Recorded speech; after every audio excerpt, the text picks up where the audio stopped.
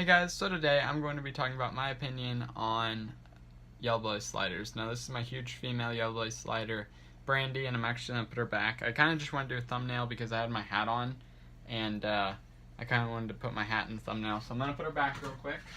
There's one thing about red-eared sliders, and I already kind of did a video about this, is handleability. Now that's obviously, so I go over 5 factors when it comes to my opinion on a certain type of animal. Now this is what you feed them, their temperature and humidity that you keep them at, the size of enclosure they need, the handleability, and the lighting that they need. So first, let's go over food. Food, these guys are omnivorous. They eat, that means they eat plants and insect/meat type of things. So I feed them like pellets, and I mean you can go back and watch that video for kind of more in depth.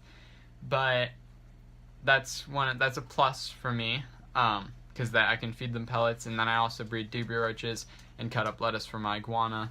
So I kind of give them that every once in a while. Then next, temperature and humidity. You do have to have them on a basking light, like a heat light, and obviously you don't really have to keep a super humid setup or anything. It's just water, so that's pretty simple. So far, food and temperature and humidity aren't bad, which temperature and humidity kind of goes into housing. Then lighting, like I said, they do need a heat light, which I have right here, and then they need a UVB light, which I'm gonna get them a strip light like I have for my iguana over there. You can see, because it would just cover a bigger range, and I don't think they're really getting the bulb because it's only supposed to be out like 5 inches or something like that, like the actual UVB, and that helps them process D3 and help them not get metabolic bone disease, because that would not be good at all.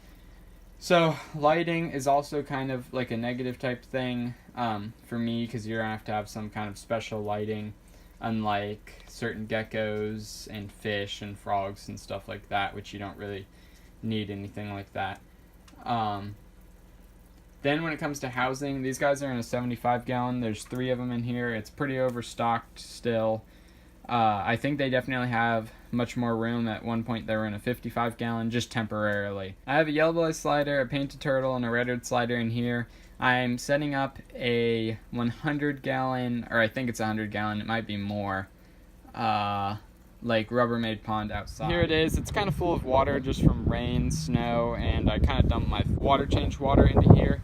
But this whole area here is going to be covered in gravel, and then we're going to have maybe like a waterfall right here, and maybe a sandy beach area for the turtles, and this whole area will be enclosed in, I think, like around the sidewalk type of thing.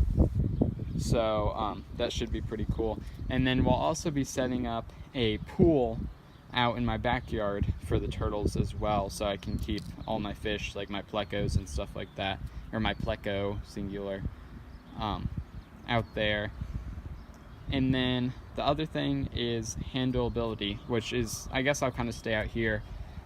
It's kind of, you shouldn't really handle a turtle all that much. Now I like to take mine out and let them run around either inside or outside or kind of whatever, because you know, they have that basking area, but they don't have the like, they can't really roam like they would.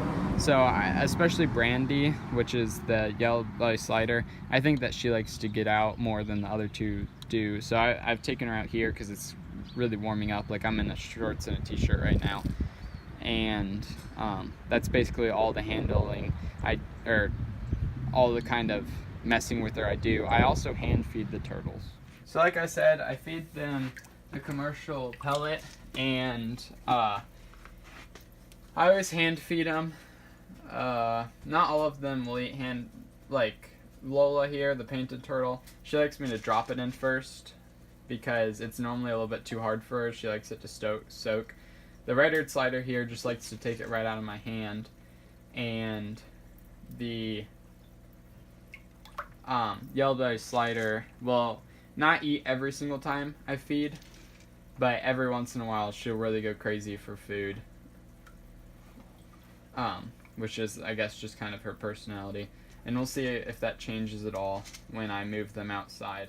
Okay, so just like most aquatic turtles that I've talked about, which are the painted turtle and the red-eared slider, I think that they could make very, very good pets, in my opinion, and they have a ton of personality and can be very friendly. It just kind of, I would say, more of an expensive pet to keep, and one of the not as expensive turtles, I would say, because there's smaller turtles, obviously. These guys can get like 11 inches type of thing, over a foot maybe. They can get pretty big. Now females will get bigger than males, but other than that, they seem to be really great pets, and definitely worth keeping.